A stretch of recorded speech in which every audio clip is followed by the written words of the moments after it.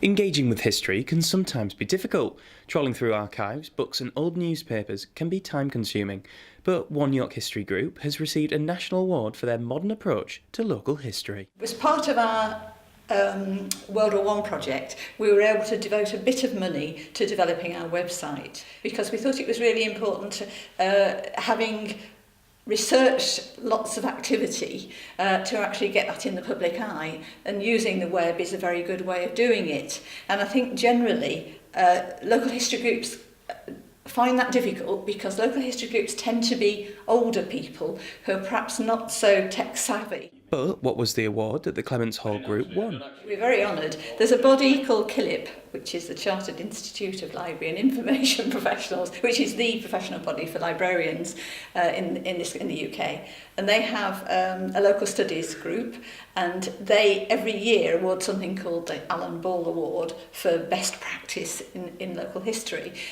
We won a highly commended award. It was the group's World War I project that received recognition, so what did they uncover? There was the home front here, the impact of the war on the home front. And we found out that the area had been bombed. The first aerial bombardment of York was in the First World War.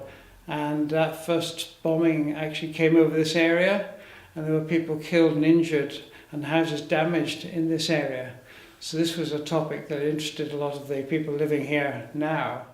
And the group decided that the best way to engage with people and teach them about their history was through social media. The idea of the web is to present our activity both visually, stories, social context. We also linked with social media because we used Twitter.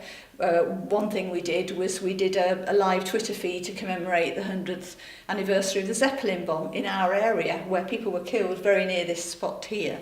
And we fired off a lot of tweets about the raid 100 years after the night that it happened. But why is it important to conduct local history projects? I think it's a way of engaging people in their lives, in the lives of their localities, but also in some cases in the lives of their ancestors. And there were a lot of people still living around here who have ancestors going back to that period just 100 years ago. There are set curricula in schools, but it comes alive if you can link it to something that was happening in your area.